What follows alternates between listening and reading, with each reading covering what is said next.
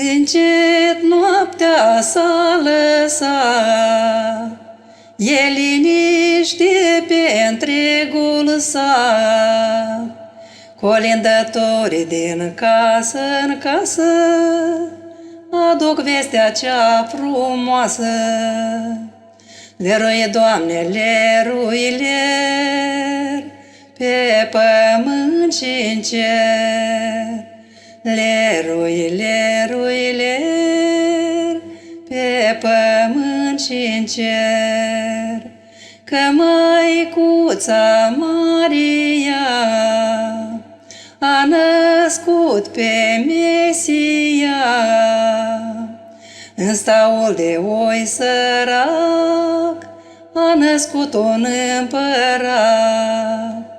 Lerui, Doamne, lerui, ler, pe pământ și în cer.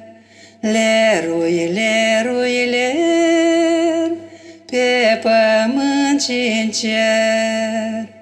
Îngerii frumos cântară, păstorii din somn sculară, că astăzi ni s-a născut acel fără de început.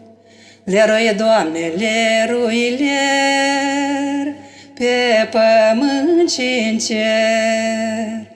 Lerui, lerui, ler, pe pământ și în cer.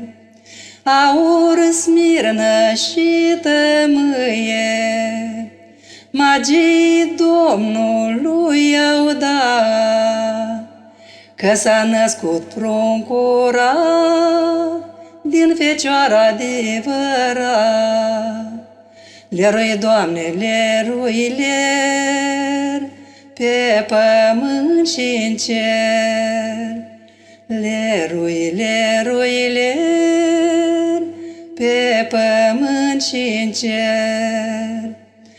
Astăzi lumea te înalță, inimile ne tresaltă. E bucuros tot pământul, că s-a întrupat cel Sfântul. S-a născut Domnul Hristos, lumii întregi de folos. Lerui, Doamne, lerui, ler, pe pământ și în cer. Lerui, lerui, ler, pe pământ și în cer.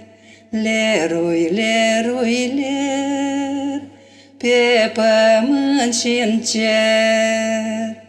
La anul și la mulți ani!